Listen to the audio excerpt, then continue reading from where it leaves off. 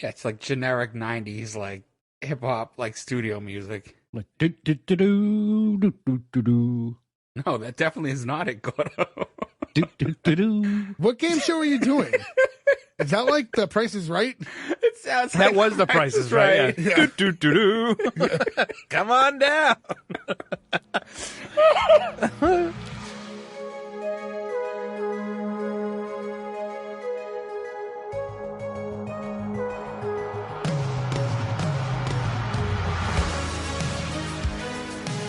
Welcome back, everyone, to S1E1, a show where each week we pick a different sitcom, watch just the first televised episode, and forgetting anything we might know about the future run of that show, rate it and decide if it's a show we want to greenlight or cancel. This week we're going to be talking about the Wayans Brothers. The Wayans Brothers went 101 episodes over 5 seasons on the WB. Today we're talking about episode 1, which is called Goop-Hair-It-Is, originally airing January 11th, 1996. To get things started, I'm Jake Gags. With me, as always, the boys, most of the boys, Nick, Ferg, and Gordo. What's going on, guys? Hey, out. Hello. It's Emmanuel Lewis. And real quick, before we even get started, Joe can't be here this week. I just want to, on behalf of all of us, he has his test tonight. He's going for his orange belt at his karate studio. So just wanted to wish him good luck with that. And hopefully we see you next week. Good luck, Joe. You can do it. So, yeah, the Wayans Brothers is...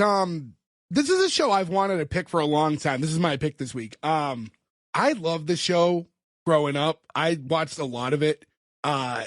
What about you guys? Is this a show that you guys are like overly familiar with? Didn't watch? Where do you guys think? This one went way under my radar, apparently, because I don't remember it like at all. I watched Really? it all the time. I seem to remember a lot more time being spent in the diner in the normal episodes, not as much as in this pilot. They spent a lot of This time. pilot's very different feeling. And honestly, Yeah. because she's not, I don't think she's in the season, but the girl D, like the cop, the security guard, like I'm used to her being in like every episode, so not seeing her like through the dynamic too, but Yeah. And if Ferg's seen it, that means I've seen it plenty of times. but do you remember seeing it? No, I do actually. I do. The intro definitely. I remember. This was the show that, like, for Sean and Marlon Wayans, it put their names out there because their two brothers, Keenan Ivory Wayans and Damon Wayans, are like both, I think still the more popular two. I think I would say like Marlon and Damon are probably the more famous. Maybe right? Marlon's climbed up that rank now. I'm just glad Joe's not here to cancel another Wayans brother. I also didn't know that there is 10 siblings. There's 5 brothers Oh, really? and I didn't 5 know that. sisters, which is insane. But yeah, I was watching something that Marlon had said recently, and like this show is like advertised, like not advertised, but critics were saying like, oh, the show from the not funny Wayans brothers, because the other two are so known for like, well, writing, directing, acting, they've done it all, and these two just weren't as popular up until like they did some where they was it In Living Color they were on towards the end? Yes. Had Don't Be a Menace already come out? I don't think so. Not by the time. Maybe. Don't Be a Menace was 96. Oh yeah, so a year into it. Yeah, because this came out in 95. So would you say that Marlon Wayne's big thing was like Scary Movie, right? Well, both of them. Sean, Oh, that's right. They were both in that. Yeah. But I think Marlon has more. Like, I don't think I've seen a lot of Sean without Marlon, but you see Marlon in a lot of things without Sean. Right. He's a better character actor, I think. Well, he kind of always plays that over the top. Yeah. I noticed specifically in this show, Marlon's already there, but Sean, at least in this episode, he hasn't reached his full acting potential. I know he gets much better. Yeah. I'm not even shitting on him in this. He's just not as good as I know he gets later in life. Damon Wayans Jr., who is Damon Wayans' clone, we did with New Girl. And Happy Together. Oh, yeah. Joe canceled both because he hates the Wayans brothers. He does. He hates it. That's why he refused to do the show. Yeah. Also, real quick, there was no Rotten Tomatoes. IMDb had this in at a 7.3, so not too bad. I want to also mention S1E1pod.com is where you can find all the links to our social media everywhere. You can listen to us, all our like S1E1 pod on Instagram and X, where you can interact with us. We like talking to you guys. We like just knowing the shows you want us to cover and how you found us, all that stuff like that. And that leads me into, I don't think we've mentioned it before, but as of right now, to mention it for the first time, April 16th, we're planning on having our second ever live show. So that's Tuesday, April 16th. So again, there'll be a lot more information in the coming weeks on our social media. So again, S1E1 pod, check that out, and you'll get more details for that then. So hopefully we can find a time frame that works so we can get as many of you as possible. We know we have people listening in different time zones, so it's really tricky to get that to work out. But we're trying to iron out some final details with that. Yeah, slide into our DMs. Say hi. Slide at the Gordo's DMs. Don't do that. I won't see it. Don't do that. He'll see it. He's on Instagram so much. If you want fart videos, slide into my DMs. Who doesn't want fart videos? To get right into the show, first scene, we see Sean and Marlon Williams, which I thought was weird. So Yeah, I thought that was weird too. But I mean, that happens often. Like, but they named the show the Wayans Brothers. well, it was the Cosby Show, and they weren't the Cosbys. I guess that's true. I'm sure there's other instances of it too. I just can't think. Yeah, to me, it felt like they could have just been Sean and Marlon Wayans. They kept their first names. The Cosby Show, man, that was a good example because I guess The Huxtables and I mean, Tony Danza wasn't always no, he's Cliff Huxtable. Yeah, he doesn't keep his first name. Heathcliff Huxtable. I thought it was Constable, and I didn't want to say anything. he thought it was Constable. Constable. It's a cause. Constable. I wish they had those like Bobby hats on the entire show. We see Sean and Marlon sitting on the couch, and I don't know, they're. It looks like they might be watching some sort of sporting event, and they're rooting on whatever's going on. And they both go to grab the last slice of pizza. They both come up with it, and they're kind of like back and forth, Just so weird. nibbling at it, like licking it, like who's gonna get it, until eventually Marlon like full on sneezes on it. Gross. It was strange because they each were taking bites, but no chunks were coming out. It was like weird prop pizza. I thought they were going to Lady and Tramp it at first. Yeah, they got pretty close there at one point. It was weird. See, what I thought they were going with until they started arguing, because it took a while for them to realize that they each were holding it. I thought they were like saying they were poor, so they're each like they have to share a single tiny slice of pizza. It was I don't know. I thought it was a weird way to introduce the characters. It was For sure. strange. It was funny though. Yeah, I mean, you get that like kind of physical comedy, even with just a sneeze from Marlon. You get a vibe for the two, but interesting way to start things off. After he sneezes, obviously he wins over the slice. That gets into the intro. The intro, I think, is iconic, and it starts with that. Like they changed the music in the later seasons, I think, but the beginning was always the same. So you see the two of them kind of doing more of like a throwback to an older show, and they got the afros and sweaters on. And it's just we're brothers, we're happy, and we're singing, and we're colored. Do-do-do-do. Give me a high five. And then, like, they cut, wonderful, that's a wrap. And they kind of like, all right, enough of that. And then they get into the real world type thing. And then they get to look cool for the rest of the thing. The grandmother that they start to help across the street, and then they let go, and she gets hit by the bus.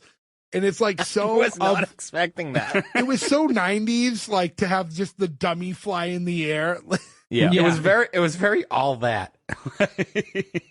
That's a good call, actually. It was very all that, yeah. Well, same time-ish, right? You know, all that probably even started a little bit before this, I bet. Yeah, probably around the same time. Yeah, I really like the intro. I thought that was that it was enough. It gives you a little bit of the funny character type stuff up front to kind of see that they can be silly, and then, but also we want you to think we're cool, which I think is the ultimate goal there. Yeah, waving at the back of the bus at the grandma who made it to the crossing. Yeah, street. after she gets hit by the bus, she does safely make it onto the bench when she falls back from the sky. Funny because the beginning's so iconic. I forgot about that part. It really caught me off guard. I was laughing my ass off over a stupid intro thing. It's funny because like we talk about intros and you know we all the time in like different music and like whether it like has like an iconic theme song or not, and like this doesn't, but just that front little line was so iconic that that's enough to stick with you, and you kind of forget what the rest of the music sounds like afterwards because you just remember that part up front. Yeah, it's like generic 90s, like hip hop, like studio music. Like do do do do do do do do No, that definitely is not it, Gordo. do do do do. What game show are you doing? Is that like The Price is Right? It sounds That like was The Price is Right. Yeah. Do, do, do, do. Come on down. Oh yeah, it is, isn't it? Yes, it is. I thought I was trying to put more of a spin on that to make it Remix. do do do do.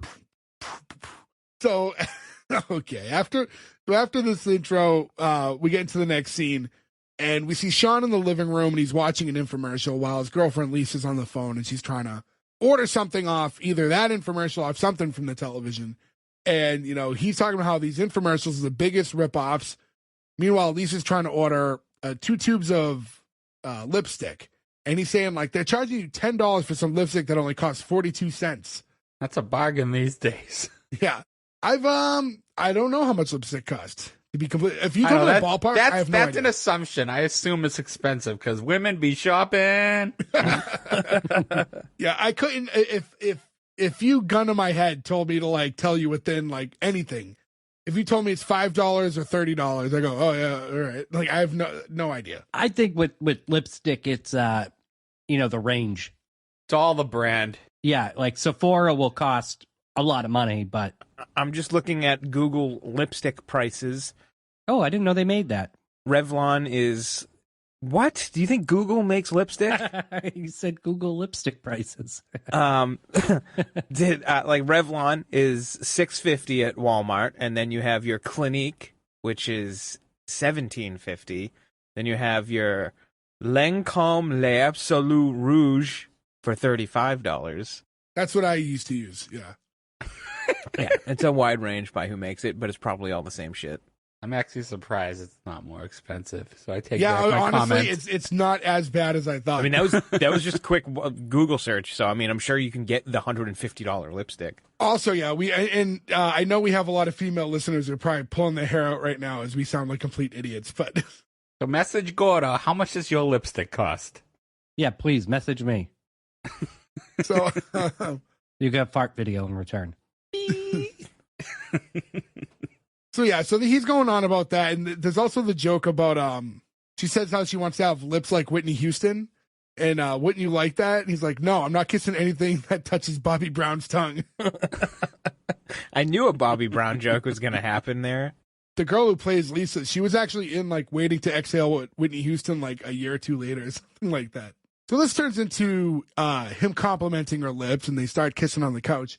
And then Marlon walks in, and he's crying, and this is again. He's very animated. He's very much a character. He plays the role very extreme at all times. Yeah. And he's like, "Oh, don't mind me. Like, just keep doing what you're doing." And I like that while he's crying, he flat out says, "I'm only doing this for attention." Yeah. I would like to just say up front, I'd say that there is maybe 2 people in the world who could play this character and not also annoy the shit out of me. Like, this character, well, it's supposed to be annoying. I get that. But I mean annoying in the bad way, that like I don't want to watch it. And he's probably one of the only people who could actually do it well enough that I could find it amusing and not annoying more than anything. Yeah, like compare him to Chris Elliott and what's the show we did? Oh, Get a Life. Oh, Get a Life. Very similar, whiny, like fucking man-child shit. Chris It's Elliott like, also can't in stand- Scary Movie. True. My good hand. Grab my good hand. I just did the hand for people who can't see it. We come to find out why he's crying. He was going to a club like the other night, and when he got there, the bouncer wouldn't let him in because he didn't like his hair. Hey, fair point. Bouncers don't need to like. I anything. mean, dress code's a thing. I mean, I guess your hair does apply to it, right? It's possible that you can. Was it that it was style bad, or just? I mean, I guess that. I just think it wasn't styled at all. I mean, well, if he was wearing what he was wearing when he walked in, I thought that he was wearing what he was wearing when he walked in, and he came immediately from being kicked out of the club. And I was like, well, you kind of look. I do feel like there was a couple scenes that were cut. Like maybe he tried to get in with that, and that's why his clothes are all torn up. The bouncers, roughed him up a little. Oh yeah, it's possible. Because also there's a scene, like, there's no scene where they're making this pomade stuff that we'll talk about later. He just, all of a sudden, he was the inventor, even though he came for his help. I remember a time, a lot of us, I don't know who here would have been there, a bunch of us were one night. We're younger, we're going into the city, and I remember as we were like 100 feet away, the bouncer like yelled, like, looked at me, he's like, he's not getting in, because I was wearing like black boots, like black Timberland boots. It was like the winter time too, so there was like snow on the ground. But like I was wearing I was dress code other than that. I had like jeans on and like a collared shirt or whatever. Because I was wearing boots, they wouldn't let us in whatever bar. And there was a lot of us that night too. It's like, you just refused all that money was I happen to have black boots on. And they were like nicer black boots too. I've also not been let in because of black boots. What was it Jillian's or something too? It was like this place that shouldn't have a dress code. They like wouldn't let me in because I had fucking boots on. Dress codes are dumb, man.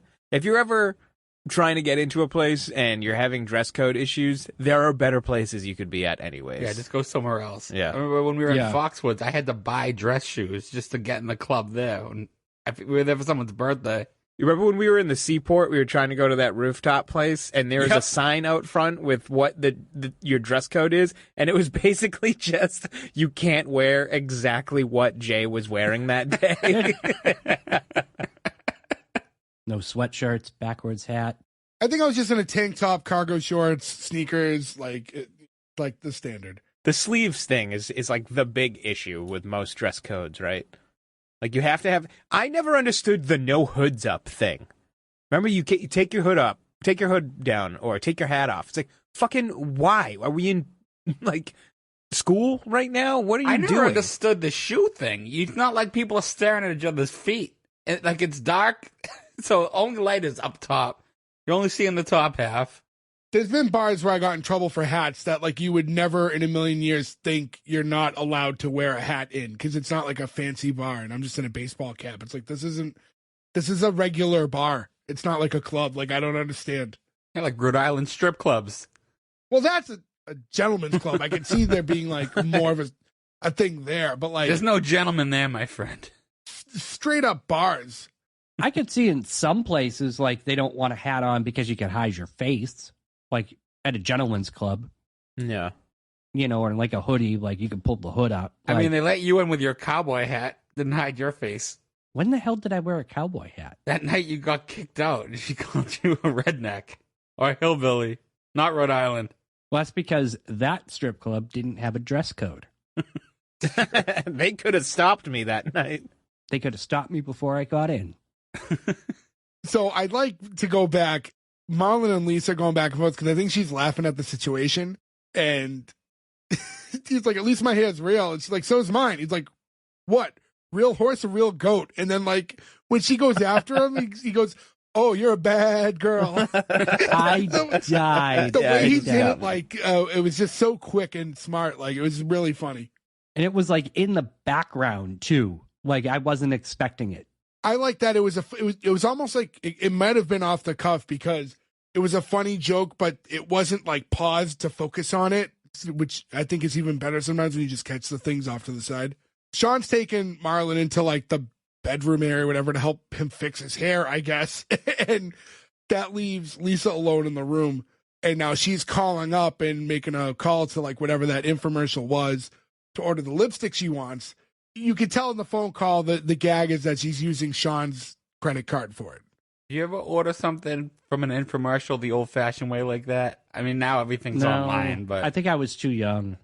You know what? If I'm being completely honest, if I'm thinking back, we're talking like way back. I bet anything I bought the Girls Gone Wild DVD, and it must have been. Like, I did buy the DVD, and so it had to have been that way. And I'll say this. Well, when you're like 18, it's like, hey, buy these DVDs of girls' boobs. You're like, oh, that's amazing. The problem with those is that, like, it has you on like a subscription, and then like to cancel, like that's one of those things. Like our office is open Tuesday from 8:05 to 8:07. So it's like, good luck ever canceling.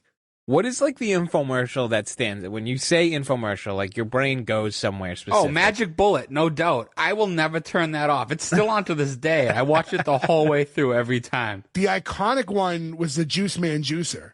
See, I really don't. I don't remember either of those. You don't remember the Magic Bullet? They act like we could cover it. They act like it's a sitcom, and there's all these fucking people standing around. They're like, "Hey, what are you making?" There's this one like bald guy, and his name's Berman. I don't know why that's so funny to me, but he's like hungover. He's like, I hate broccoli, and I relate to him because I too hate broccoli, but. Then there's this like for some reason there's this like random old lady who like doesn't belong with this crew. She's smoking a cigarette. Like, yeah, she has an unlit cigarette and she's like, "Oh yeah, dinner's always a production." And then I can't shut it off. It's so good. That one, there used to be all the knife ones. Okay, so the Ronco knives. It's that old guy. He's like, "You'll slice your tomatoes so thin, your in-laws will leave." But then, do you guys remember the Red Devil grill? It's like this Australian guy like selling it. It's everybody out by a pool. And it's just like a little propane grill, but it's got like a concave, like wok style surface. I just remember the food they cooked on that looked fucking amazing. I mean, the grill itself like doesn't make any sense at all to own unless you had like 10 different wok tops to put on it. But yeah, my brain goes to the Ronco knives and the Red Devil and grill. that rotisserie oven, the set it and forget it. Oh yeah, that's Ronco. Yep. I always go to "You'll love my nuts." the slap chop. Yeah. You guys ever see the Wonder Boner? What? What? It's a fish deboner, and it's a famous infomercial. It's called the Wonder Boner. Fish do it, debones it. I'll send it to you. It's on YouTube. They had to have known what they were doing. Now, if you guys had to make an infomercial, No. So the conversation started with which one do you remember? It was the roundtable discussion, not so much the do we make up a fake product right now. I mean, we could sell podcasting. No, if we had $1 million idea, we'd have $1 million, and we wouldn't be. I don't know. My $1 million idea, and nobody steal this, listeners, is a coat hanger that you put your coat on, and right before you come out, it gets warm. So then you're putting on a warm jacket, just like it came out of the laundry. I mean, that's not a bad idea. that's actually. I not mean, a bad someone idea. will steal it. I'm sure. Someone is. They gonna better steal not. They better not. Till your lights coat's on fire. I think we'd be good at infomercials. Why? What evidence do you have to support that? In all honesty, Gordo, we're not good at anything. Why would we be good at that? We're hardly good at this podcast we've been doing for 3 years. I think we could be funny enough if someone was like, "Hey, please shill our Wonder Boner." We could shill that. So yeah, in any event, so in the next scene, Sean is in his Pop's restaurant, and he's trying to get money from him. Pops is played by John Witherspoon. He passed, a few years ago now, but a legend. He was so funny, hilarious, from Friday as well. And I saw some, I don't know if you guys saw it, but they wanted, the show was originally going to be on NBC, but NBC wanted Danny Glover to play Pops, and they were like, oh, wow. 100% like, no, it's going to be John Witherspoon. And like that fight, like kept them off of NBC and then led them to go to the WB. Interesting. I wonder why, though, because you got to imagine Danny Glover at the time is way more popular, right? Yeah, so a lot of networks, when they can get a big name to attach to a show, they find that helps. Well, yeah, I mean, that's how most Nothing things work, against yeah. Danny Glover, but like Pops is, like, that character is so iconic now. Like the idea of someone else playing him seems so He's bizarre. so unique. You can't replicate him, yeah. I mean, even in this episode right off the bat, like you just see this way about him that like he's so quick and sharp and like I don't know. I find him to be hilarious. Did he do anything with Chappelle's show? I don't recall off the top of my head. I can't remember if he. I think about something he did in like the more modern era, but maybe I might be just thinking way too far back then. I mean, one of the most iconic scenes in what is it, Friday, where he's taking a shit. Oh yeah, with the air freshener. Yeah. He's so expressive. Yeah. Yes, I will forever love him. He's making the for that. face spray. Yeah, spraying. He's talking with Sean, and Sean wants $600, and essentially the idea is if he gets $600, he can get a half-hour show on public access TV. Ooh. Pops is like, $600 for that, I get your mom an operation and get her breasts back up to where I can see them. Now, is public access something different? No. Our public access is that weird lady doing yoga. And Yeah, but you're thinking of like, this is a small town public access. So think of like PBS, which is still technically public access, right? that's why I asked if it's something different, because I don't get it. In other areas, like people put money into production. Like I remember when they I live lived in New York, so the scope of like where this is going to be viewed is much larger. Like I remember in Florida, there was guys who ran an auto dealership that like did like full blown half-hour shows, like a skit show. Well, we had Dollar Bill. We used to talk about Dollar Bill back in the day. I love Dollar Bill. Although theirs might be a little different because Pops is like public access. You mean like that naked channel?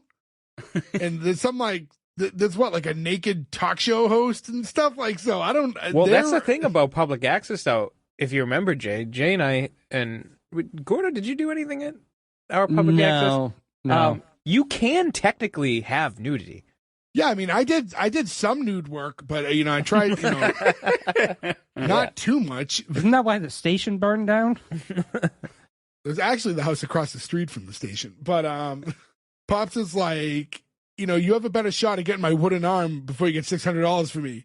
He's like, you don't have a wooden arm. Like, brains ain't your strong suit. And then Marlon walks in and he says, Marlon, if you're late again, I'm going to whoop you like that boy in Singapore. We were too young to, I think, really scope how big that story was. But that's the caning of Michael Fay.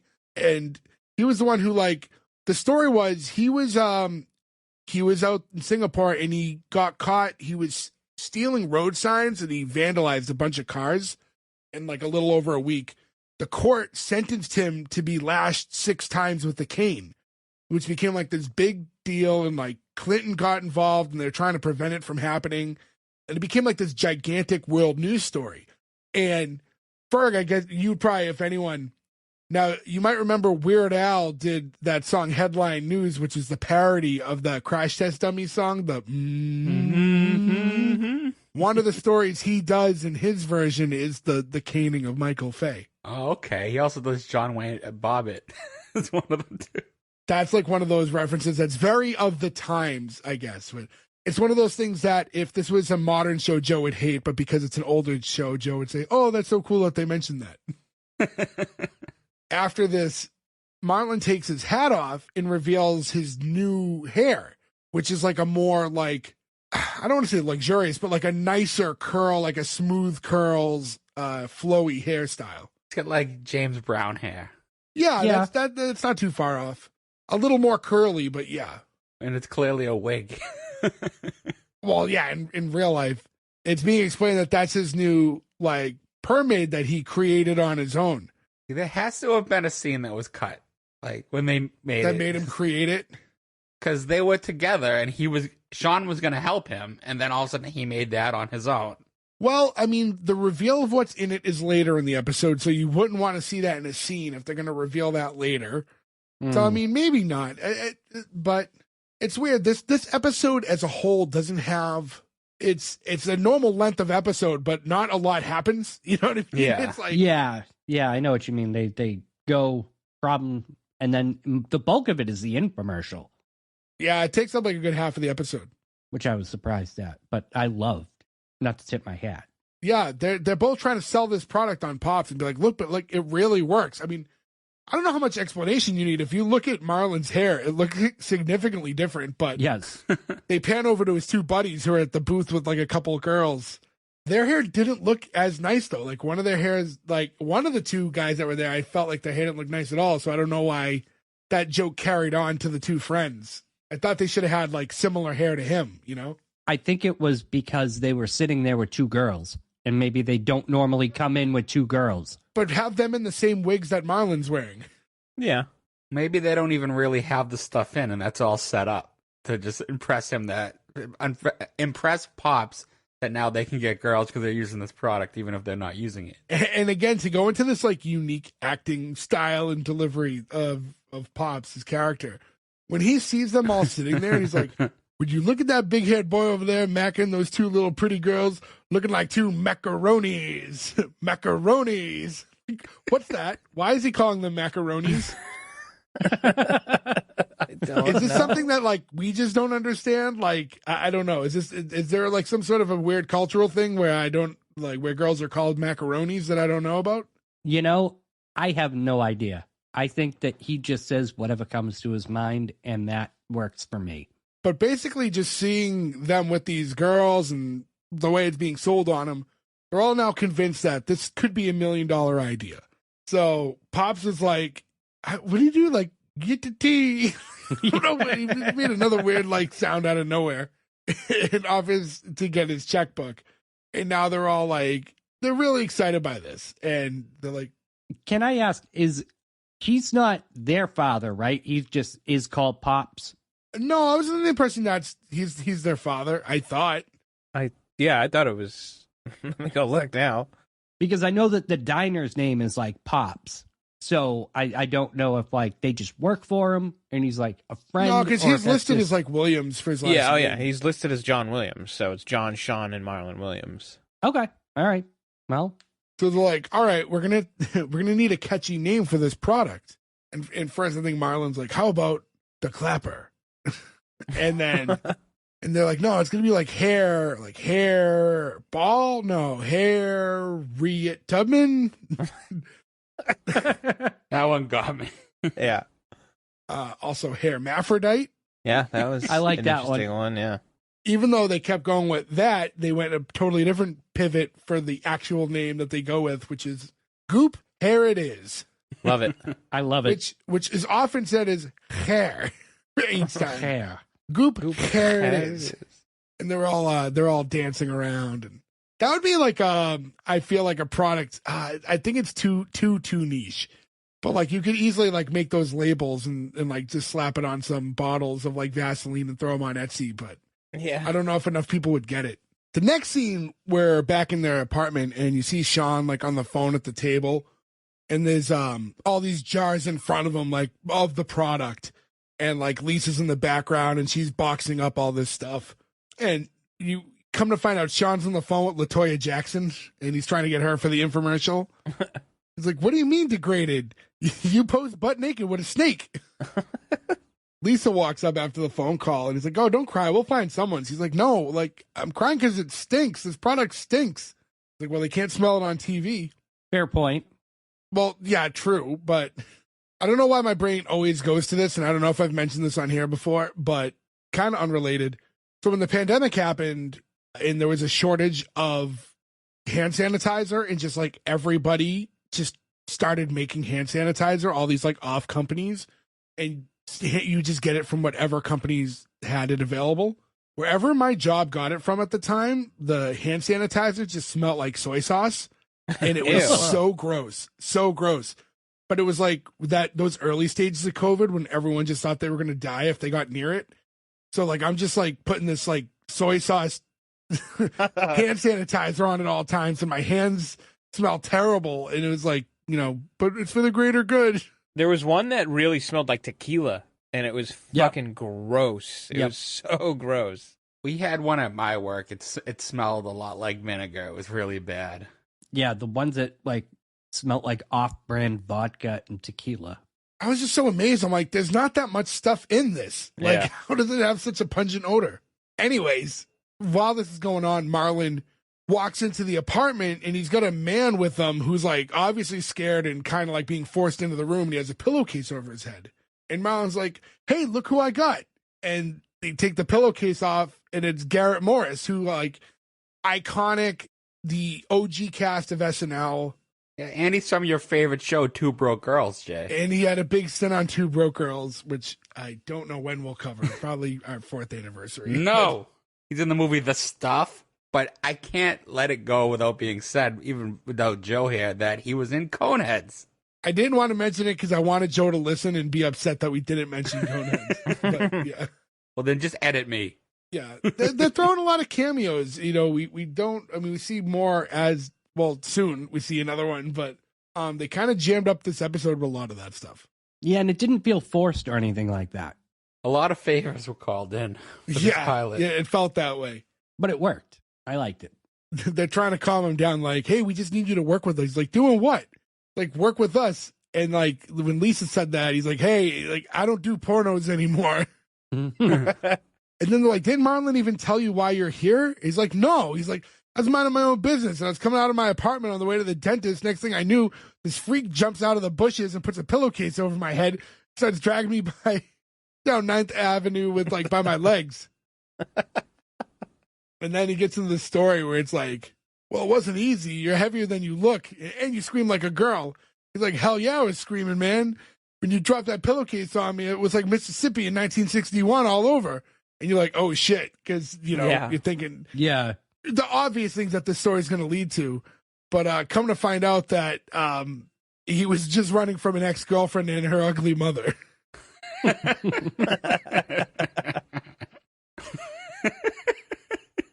Yeah, like they had to be her ugly mother, not just her mother. But the 90s definitely tested the water. A lot of these jokes are not super like bad or anything, but like iffy for today, which I think is problematic, but that's a whole other story. We've had that conversation. But they're explaining to him, hey, listen, we just want you to do this infomercial. We have this Goop here. He's like, nah, man, sorry, I don't do commercials. He said, well, what if we let you sing opera? Is that like, I feel like this is where we need Joe, because I don't know what that reference is. Why would they be offering for him to sing opera? Yeah, no idea. Yeah, I don't know. Probably something super obvious, too. And he's talking about how, like, nah, man, I got integrity. And he's like, you played Sporty James on Hunter. Who did you play on Hunter? I don't even know what Hunter is. Don't look at me. The description of the show is, Rick Hunter is a renegade cop who bends the rules and takes justice into his own hands. Partnered with the equally stunning and rebellious Sergeant McCall, the tough-minded duo set to crack down on LA's slimiest criminals. Oh, that is such a Joe show. Yeah, I bet you It Joe really watched all is, of yeah. Hunter. It ran from 84 to 91. Yeah, there's no doubt in my mind Joe's watched the show and probably owns it on Laserdisc.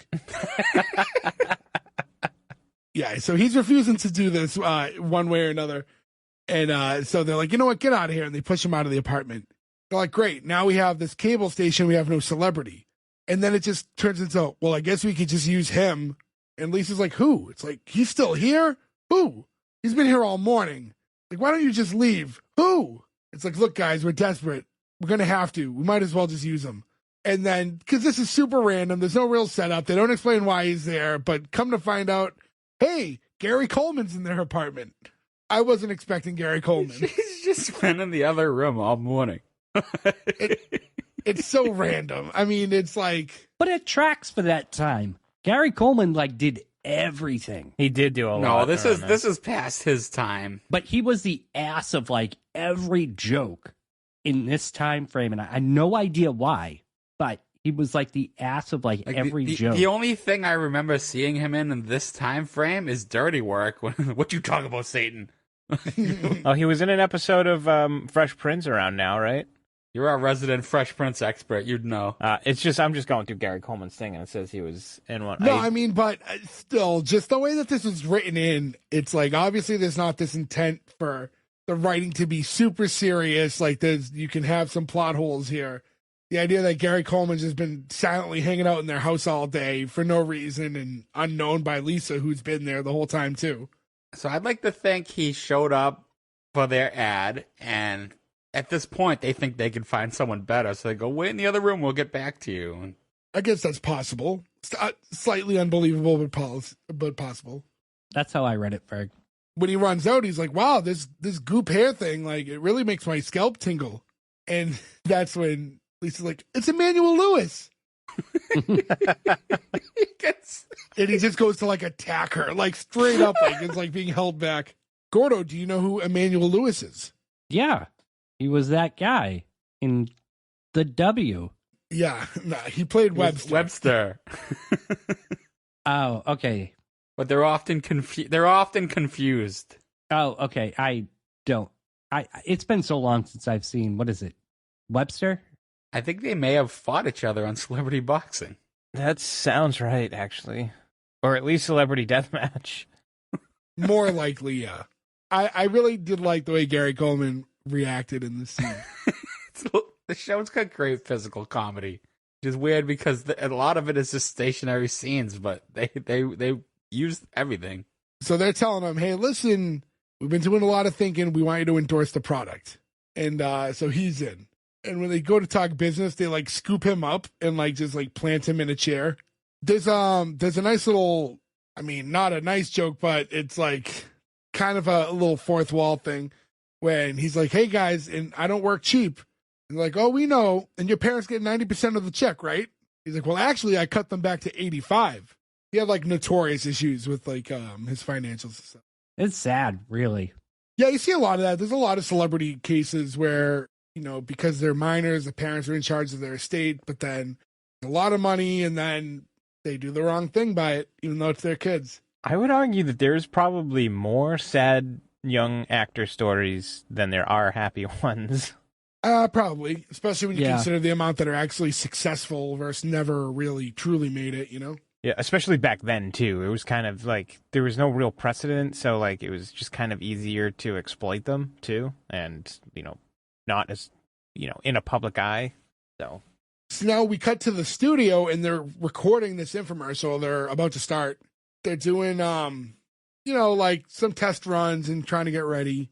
And Pops is there and he's super excited. And he's like bragging to the guy who's like running the studio, like, oh, those are my kids. Like, you know, they created this, all this. Like, that guy is played by Mike Haggerty, he's been in like probably the most shows we've covered, like in pilot episodes. And always like a secondary character, too. Yeah, but he was in Lucky Louie. He was in Get a Life. Wayne's World. He's in Friends. Was he in the first episode? I don't know. He was like the superintendent there. I can't remember if he was in the first episode, though. Yeah, Mike Haggerty, R.I.P., passed away, I think a couple years ago. 22, yeah. And an S1E1 Hall of Famer, for sure, if I've ever seen one. I keep thinking about that, too, by the way. As I mentioned at the top of the episode, that you know we're going to do something live soon. But I was wondering if we should start with some sort of a Hall of Fame type ceremony. Maybe it could be a separate standalone bonus or live thing where we do an award show or a Hall of Fame or something like that. Yeah. I am down to wear a suit whenever. Real suit or tuxedo t-shirt? No, wear a real suit. Either or. Whatever works. Whatever works. You know, Ferg will be upset he has to wear pants. True. Stand up right now, Ferg. No.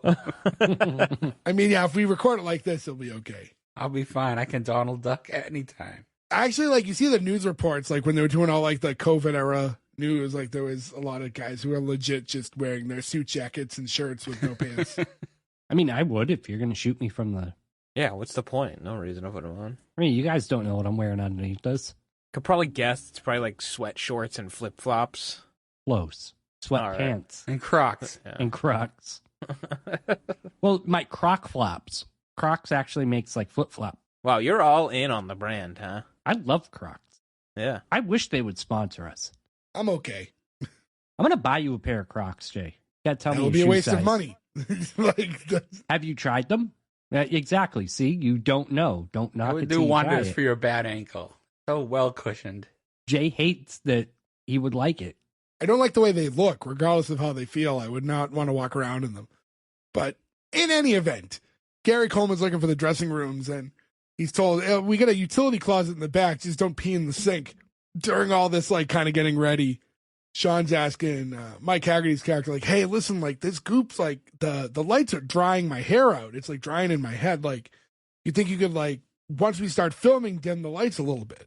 And he kind of gets that, like, laugh, and he gets and everyone who works there is now laughing at him at the absurdity of this request, which didn't even seem that absurd. No, it didn't. Well, it's like a cheap public access channel, so they probably don't have the ability to dim the lights. It's probably on or off. Yeah, I was going to say anytime I've ever worked any small scale stages, it's always been like, hey, can you do this with the lights? And I'm like, no, I can't do that, man. It's either on or off. The counter is, I think they decide amongst themselves, well, if we can't get them to dim the lights, we'll just use extra goop. So right around here is when Marlon looks over at Gary Coleman. And he's like, hey, man, I'm kind of nervous. He's like, don't worry, it's television. Like, if you mess up, like, you can just do it again. It's not a big deal. And then no sooner does he say that, they find out that this whole thing is going to be live. Which is really weird. There's no reason this needs to be live. Infomercials are often live. Like there's that famous one where the guy falls off the ladder, and the other one, another ladder one. Those are like QVC style, I guess. Yeah, so I guess that makes sense. Like Home Shopping Network stuff. I was gonna say, live. are those infomercials though? Those are like home shopping now. I feel like there is a difference. Well, it depends. How do you define an infomercial? Because I mean, technically, The it home meets the shopping metrics. ones, right? Like there's a limited like supply. They're doing multiple products at the same time. Like they're selling that ladder, and then they're going to be selling a sweater, and then they're going to be selling a necklace. Whereas this is just this one thing, and they could have done it like Ronco style with like the knife guy or the slap chop guy. None of those were live, so I don't really get why this is live. Obviously it's just a plot device, but still it didn't seem necessary. In my head canon, it's because they only paid $600, therefore they couldn't do multiple takes. Yeah, they didn't want to do any editing. You know what blows my mind? We did all this infomercial talk and no one brought up Billy Mays. Billy Mays here. And the ShamWow guy who got like R.I.P. Oh, Billy Mays. I was going to say, ShamWow guy's alive. Yeah, ShamWow guy, no! ShamWow guy had his like fucking, didn't he have his like lip bit by a hooker because he tried kissing her and like. Yeah, that guy's name is like Vince something. There's like a documentary on him. Why did he try to kiss a hooker? Maybe he paid for the girlfriend experience and he was trying to get that experience. I don't know if herpes is part of the experience, but. How did that make the news though? Was it just like a police report? Must have been. Yeah, I forget the exact details. It was a while ago now, but they in the episode it flashes forward a little bit, and now we're right when they're about to go live. The infomercial starts with Sean, and he's doing like I don't know what this character is. Yeah, I have no idea either. I feel like he pulls from Eddie Murphy a lot. I mean, a lot of people did. His name is Vince Shlomi, by the way. What was it? Oh, Shlomi. Shlomi, you nuts. Sean's doing that. Hi, people. I'm Sean Williams, and today I'm wearing a sensational new product called Goop-Hair-It-Is. And like, I don't know, like, I mean, it was intended to be bad, but I didn't know exactly where he's aiming for with it. It's like, what's your demographic? Does it bug anybody else when they use their last name? I don't know why. It's just like they're the Wayans brothers, and they're being referenced. And I don't like what a cop-out, like, not a cop-out, but like, I feel like Williams was just super lazy. They just wanted a W name. It like had to be something else W. Could have been Smith. That's more original. Yes. So this infomercial that they're shooting has multiple pre-recorded segments and like skits. They can't lower lights. Yeah, but but apparently it's like a mini SNL because they have all these comedy skits in between. The first one that we cut to it's Sean like in line at a bar and he's trying to get in and they won't let him in. And then he sees Marlon's character who's like, he has like a fake like nose and mustache and chest hair. I don't know if he has a fake nose. He definitely has the mustache and chest hair. Yeah. And he gets to go in because he has all this cool product in his hair. And he's like, oh, hey man, can I get like a little bit of that? He's like, no, sorry, man, you got to buy your own. And it's like, wow, what a dick. This whole tub right here, but no. But he does eventually buy his own, and you see him like later on head back that way now with the girl in each arm. Oh, and the part I didn't mention too is that the bouncer is being played by Pops, who's like he's got a muscle suit on. It's a football. It's like football pad and jersey, but I think he's wearing it to look like muscles. Yeah, because he's just got like the shoulder pads with the tight like shirt over it and a bandana, which I thought was hilarious. And it's bright yellow. I was going to bring up, too, that the crowd they got for this show, for the live studio audience, is fire. Like, they are going nuts through the entire episode. Every joke they make, the funniest thing they've ever heard. The skit ends with him being able to go inside of the bar because of the product now. And then they flash to the next skit, and it's Marlon in a wheelchair, and he's handicapped. He's playing basketball. This would not fly today. This would absolutely not fly today. No, and he pulls up to the basketball court, and he's like, can I play? Everyone's like, no. Until he, puts a little Goop-Hair-It-Is in his hair. And then you just see him, like, on the court. He's out of the chair. He's running circles around everybody. He's dunking. I don't know. I was not expecting that, and it killed me. It is funny. I mean, we talk about this so many times now, I feel, but with the, with the generation changing and stuff, and, what was once normal for the 90s now just would not fly. I feel like back then I wouldn't have thought much of it other than, haha, that's funny. And now you're like, whoa, I can't believe they did that back then. That's crazy. It is weird, man. Times change. Yeah, like I said, you see him playing basketball and he's doing pretty good. And he just runs up to the camera. He's like, thanks, Goop-Hair-It-Is. And after that, we get back to the station and, it's more selling. It's like, oh, like, is this a miracle product or what? And now it's like, now the moment we've all been waiting for, ladies and gentlemen, the man who invented Goop-Hair-It-Is, Mr. Marlon Williams. And he comes out and he does that. He does this in the earlier, when they talk about it too. I didn't talk about it. We did the hello out there in TV land. So this is the part of the infomercial where they finally introduce Gary Coleman, and he comes out and he's introduced as, like, how he's a star of screen, stage, television, and the high score at every arcade in town. And when they ask him what he's up to, he's talking about how he has this, like, new movie that he's been, that he's, like, the star of. And, like, it's all thanks to Goop, by the way. Somehow this hair product has really turned his life around. Yeah. But the movie he's in is The Man with the Tiny Gun.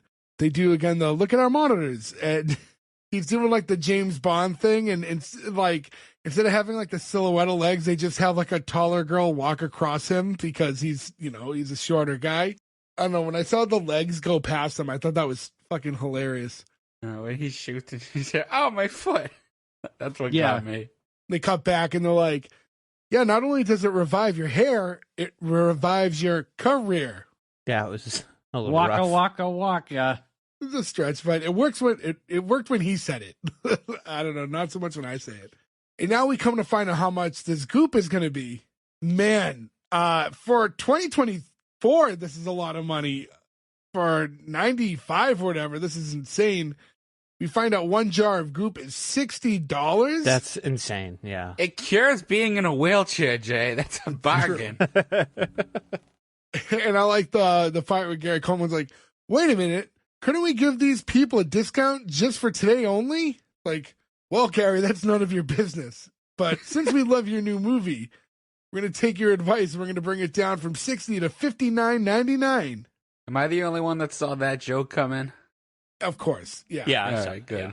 I didn't think it was going to be a penny. I thought maybe like they were going to like knock like $2 off the 1 penny. The idea of that amount of money for that kind of product, I mean, I feel like for the time that had to be extreme. If it's flagging me modern day is way too expensive, then it had to be absurd for then. Yeah, I don't spend that much money on hair product. I don't spend any money on hair I product. was gonna say I never use any hair products, so I spend more than that on cologne. I got a tube of the paste I use for my hair is like $50, but it lasts me years. Like I don't style my I couldn't hair tell you the enough last time I put something in my hair. Actually, I could inadvertently. Did I tell you what happened to me like a week ago? I don't think so. No. So in my bathroom, there's a couple like spray bottles. So the front of my hair when I'm getting ready for work is like not like moving up the way I normally move it. Like I must have slept on it weird and it was just like not coming back. So I'm like, oh, I'll put a couple squirts of water in it and then I'll be able to comb it up. I'll be fine. So I grabbed the water bottle.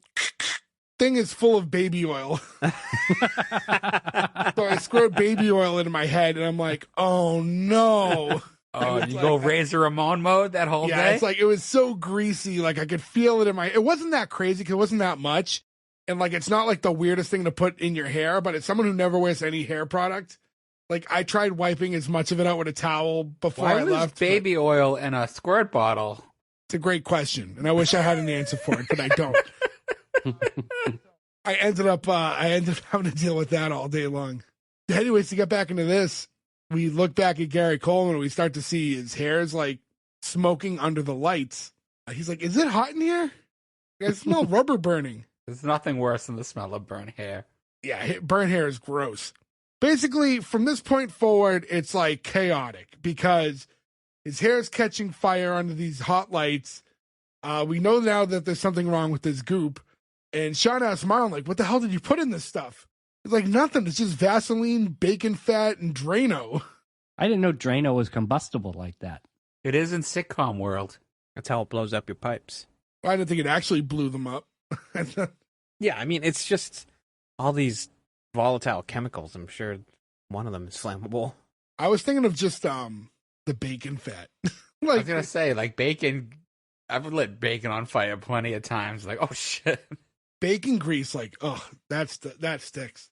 Drano is made from sodium hypochlorite, or bleach, and sodium hydroxide, lye, sodium chloride, sodium nitrate, and aluminum. So all the sodiums and some aluminum, that's what, I guess one of those is flammable, or all of them together is flammable. I mean, the lye alone, that'll eat away at their heads. Yeah, Yeah. that's true, actually, yeah. I mean, they could have just put Vaseline and bacon fat. Yeah, but then you wouldn't have caught fire for the comedic relief of this episode. Right, exactly. When Gary's like, my hair, and a clump comes off, and he's trying to say, he's like, but look how soft and silky it is, like, as it's not even attached to his head anymore. FYI, the smoke, they did a really good job. I don't know how they did it, but, like, the smoke on their hair, like, just kept coming out. I don't know, what the technology was behind it, but I it could have looks like... sworn I saw something about, like, how they do, like, that kind of prop smoke before. But, like, it's Just put a escaping me piece at the of dry moment. ice under the wig. Yeah, no, this looked like actual smoke. Like, it was lingering like smoke, so it was probably, like, some sort of It's smoke probably bomb just fed or by a something. tube through a thing. That's on what the I was back. thinking, too, yeah. But they were moving around a lot, so I'm not sure. Did you see when Garrett Coleman's just, like, on the stage, just, like, on his, like, knees, and just rubbing his head across the Across- stage, yeah. trying to take it out? Yeah. So I mean, obviously, we knew when they were doing this infomercial that something was going to go wrong. I didn't know their heads were going to catch on fire. Once they mentioned the lamps, it got obvious. But before that scene, what did you guys think was going to go wrong? I honestly don't know. I didn't have an idea. I was just kind of engaged in watching. I didn't really come up with anything. Like from when Gary Coleman said, "This really makes your head tingle." I thought he was going to go to scratch his head, and his whole hair was going to come off, and he was just going to be bald, something like that. I don't think fire would have came to mind, but if I had heard that, like, that would be the actual ending and something like that, where, like, your hair's almost like burning off from the chemicals, like, I feel like that would have been believable. Yeah, going bald would have probably been my guess if I had to guess something. Because you knew they weren't going to succeed. That'd be a very boring show. Yeah, again, like, there's chaos. Everyone's wrestling around with one another now. Marlon's, like, smacking Garrett Coleman in the head with, like, papers. And it's just making it worse. My favorite is Pops goes up there as everybody's like hair starts smoking, and he's like, "Look, a fire sale!" As as all the chaos is going down, he's holding it up, going, "Fire sale, fire It's a true sale." salesman. Funny thing is, if say you take that fire away, even like how as goofy as it was, that product would have sold based on the funny name alone. Yeah, Think of like Yeah. fucking not vaporize, which is from a movie. What's it called? Poopery. Poopery. Hooper, Yeah. yeah. Does that even work? Like, I never remember to. I'm never in a point where I'm like, "Oh my god, I gotta take a stinky dump," and then I spray that beforehand. Got to remember to spray my poopery. Yeah, it's interesting because it is meant to be sprayed beforehand. Yeah, So I imagine a lot of people forget like that, That too. can't be good for your pipes if it's making like a film over the whole thing. So like it traps it. it doesn't make a film. Yes, it does. You spray it, it makes a film on the water. So when you shit, it goes through, and then it's held under that film, so the smell doesn't come up. Oh, is that what you're supposed to do?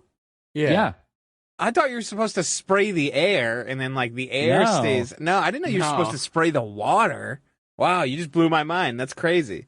You're supposed to spray the bowl. Next, you've been eating it this whole time. This isn't working. Banaka.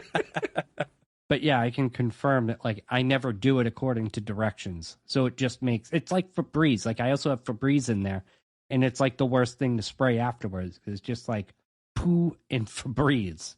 Ah, the old poo breeze. Febreze. There we go. There's our product. No, it's not. Not fucking selling your poopery. Yeah, because that already exists. It does already exist, but if they wanted to sponsor us and have S1E1 flavors, or scents rather, not flavors. I got the Gordo. It's so oniony. Onion and socks. Probably better than poop. Debatable. Well, what would be your scent, Ferg? If you had a potpourri. Cereal? Because I'm always vaping. I'd do salami. A spritz of the Genoa in the air. Jay? Potpourri, isn't that its own smell anyways? You don't like pick your potpourri smell, right? Yeah, but we're talking poopery. Just if you had a scent that was like for an air freshener, what would your scent be? Like Eau de J. Like when I buy candles and stuff, I like fruity ones. That'd probably be some sort of tropical fruit smell. Okay. Nothing better. So we got onions, we got some cereal, we got some salami, and, some tropical fruit. Onion, cereal, salami, and fruit. That's it. It's a well-balanced breakfast. Terrible. Well, it's not all in one. It's a full set. I'm saying you spray them all. Do that to your enemies. You got a stink bomb. So as all this stuff is happening, Pops runs up on stage and he's trying to salvage what's going on here to not have, completely wasted his money. He's like, look, they're all fighting over Goop. And I also like when he saw Gary Coleman, he's like, I'm not paying you $600 for you to roll around on the carpet. By the way, that $600 is worth $1,280.62 today. And we cut to like the next scene, which is, I assume, the following day. And they're in the restaurant. And you see Lisa tending to Sean's burnt head. And it's like, he'd be bald if it wasn't for these, like, just kind of like spikes of hair, like big clusters. Like, I didn't know how to best describe it. I felt like there was something comparable. It's like you instinctively want to say Coolio, but it's not that. I mean, it kind of is. That's what I would have gone with. Like, if saying Coolio gets that point across, like, everybody knows what you're talking about. Bald, except for a few, like, locks hanging off. The guy from Korn. Doesn't he just have a regular old full hair? I thought he had 4 braids. Most of it was bald. I don't know. I hate corn. Both kinds? No, I like real corn. A vegetable you like? It's funny, too, because corn is, like, nutritionally empty. And of course, Ferg's like, there's, like, no benefit at all to eating corn. They're all reflecting at the restaurant. They're saying, I feel bad for Gary Coleman. I think you killed him. Like, I had to put that fire out somehow. It's like, yeah, but you didn't have to stomp on him. Which is sad when you know how Gary Coleman really died. Get stomped? He fell and hit his head and died. No shit. At least he didn't get stomped by one of the Wayans brothers. That's true. Why? And we find out that, ultimately Pops is the one who took the bath on this financially. So Sean and Marlon are going to have to work for him for free for the foreseeable future. And at least he's giving them like, I don't know, $20 or so a shift. It'll add up quick enough. I mean, he said you'll be cleaning the kitchen on weekends for like, 600 years, something like that. I forget what the exact quote was. I mean, if he's only giving them weekend shifts, that ain't too bad. Yeah, and they were like, well, why are you paying us so little? Well, it's actually, they're not the lowest paid on his payroll. What's his name, like Hopstein? The guy working in the kitchen who makes even less than they do. And he likes it, according to Pops. And he's told it's not a total loss. Technically we only lost $540.01. And it's like, oh, well, how'd that happen? It's like someone actually bought a jar. And that's when we go back and we see Garrett Morris run out. And he has like the burnt head as well.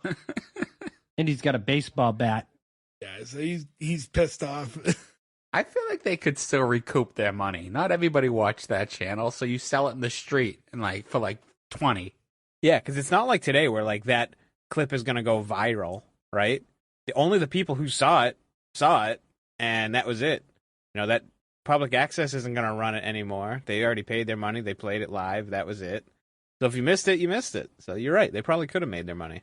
So Garrett chases the guys outside of the restaurant in anger. That's the whole, oh, he's pissed at me, but I have to wait. So when they all get out of the building, now it's just like this older woman who's like sitting at the counter area of the restaurant, and she's talking to Pops. And this is like a callback to an earlier joke. And she's like, wasn't that Ben Vereen? I I should have done my homework. I wasn't sure who he was. So he's from, hold on, because I looked this up when I actually watched the show. He's from Roots. He's from, I mean, I don't really see the getting him confused. Oh, that guy. Ben Vereen, did he play Mayor Ben in Zoobilee Zoo? Hold on. I'm going to have to do a little homework now. Yes, he did. Did he really? He did. As soon as I saw his face, I knew it. It's his second credit. Wait a minute. Oh my God. It's all coming to me. I never put two and two together. Ben Vereen, who played Mayor Ben, was also Will Smith's dad in The Fresh Prince. Oh, shit. Yeah, that is. Yep. My world's blown right now. The things that are like, all of this stuff clicking together, that this is the same guy, is wild to me. I don't think Zoobly Zoo ever got its fair shake. I mean, it was the end of our childhoods. Like, I don't know. I watched it pretty religiously. I was going to say, I have never heard anybody reference that show, but Jay's referenced it a bunch of times in his life. Zoobly Zoo, Zoobly Zoo. Take it, Jay. Magic and wonder are waiting for you. That show came out in 86. That's when I came out. So, oh, that's so crazy. So now I know who Ben Vereen is. I wish I looked it up earlier. Actually, you know what? Now I know who Ben Vereen is. And now you got to have the revelation. It was fun. It was fun to discover that on the show. So, I'm glad it happened that way. See, man, research is for saps. Discover on the show. For the credit scene, we got just this the credits are rolling and you just see Gary Coleman and he's accepting an award. It's made to look like some award show. In his acceptance speech, we find out that basically the way it's worded is due to some like traumatic experiences, that being his hair catching on fire from the goop, helped him like prepping for this role, because apparently he's winning this award for playing Richard Pryor in The Day My Crack Pipe Exploded. So there was a silver lining to the whole Goop-Hair-It-Is experience. And that's the conclusion of the episode. This is one of those shows that I feel like it went over 100 episodes, so it has like the metrics, especially from like old school, to like be syndicated, and it's not really like on anywhere right now, and I don't quite understand why. I felt like the show had like a pretty good run and fan base, so I don't know why it's hiding right now from streamers. Who would own it? WB. Oh, we've said this before. WB shows seem to be hard to track. Yeah. Yeah, I feel like all the stuff went down with it. Yeah, like they didn't sell that library off or whatever. I wonder if they're going to have their own network. Not network, but I mean streaming service, rather. Again, to our knowledge, like they don't have any, like they'd have to sell off just their tape library to somebody, but not really a thing anymore. Yeah, no, but I mean, they have all this back catalog. I mean, they also have other entities. They merged with what? UPN, and then became, what, the CW? Yes. Yeah. I think what has CW shows. Netflix had, like, The Flash and stuff, a few of those. But they're kind of spread out. They're not on one specific. Yeah, they're not on any specific channel. HBO app. Max, I think, because they also do, like, Looney Tunes and stuff. Not too much else to say as far as the show goes. I mean, it had its run. This is just kind of the tip of the iceberg to talk about just that first episode like that. But yeah, again, Sean O'Malley too. Like we didn't mention it, but White Chicks is one of the like just most hilarious movies, and I don't think we brought that up. So I wanted to take a quick second to acknowledge that movie. Yeah, and they were the writers for Scary Movie when it was good. Once they left, they got terrible. They kept making those movies. Well, they worked on 1 and 2 as the writing team, and then they left for like all of them after 2, and you don't hear anyone talk about any of them after 2 for that reason. But they kept making the scary movies, is what I was saying. Because they make money. As long as they make money, they'll keep doing it. I'm surprised they haven't made one recently with like. I would expect that's because they stopped making money. Yeah, well, I mean, scary movies change too, because now you have all like these paranormal type scare. Like, Ferg, you would know better than any of us, really, but like the horror genre changed so much. I feel like in the past 10 years that they could make a whole new scary movie just based off of how horror movies are made now. That's true. The last one was made in 2013. Yeah, they really leaned into the Asian horror movie craze with like The Ring and The Grudge and stuff. So you're right, because now we have like The Conjuring and the Insidious, all those type movies. They could parody those. The problem is once the Wayans brothers left, they stopped parodying horror movies, and they just did like a horror movie with references that were just pop culture. Yeah. So they weren't referencing like, it got really like dumbed down, and it ruined it. Because they were really just parodying Scream originally. Yeah, like that was just correct. it. Like Scream and I Know What You Did Last Summer, really. Yep. But But yeah, I mean, if they could get the cast and, some new horror style, I think it would be a fucking hit. Especially, I mean, what's Anna Faris doing right now? She'd be the lead. Was she the lead in all of them? All but the last one. I was going to say, I don't think she did the last one, right? I thought it was just the first two. Nope, all but the last one. But yeah, with all that in mind, I think we pretty much covered everything we need to cover on this one. So, again, without Joe here, in the event of a tie, just make sure you go to S1E1 Pod. Go there anyways. But at some point, we will post a picture that will include his vote along with ours. But to get into it right now, Nick, starting with you. Yeah, I mean, this is just it's a zany, fun watch. Well, I mean, the Wayans Brothers, they are you're just kind of magnetized towards them. They're fun to watch. The rest of the supporting cast was great.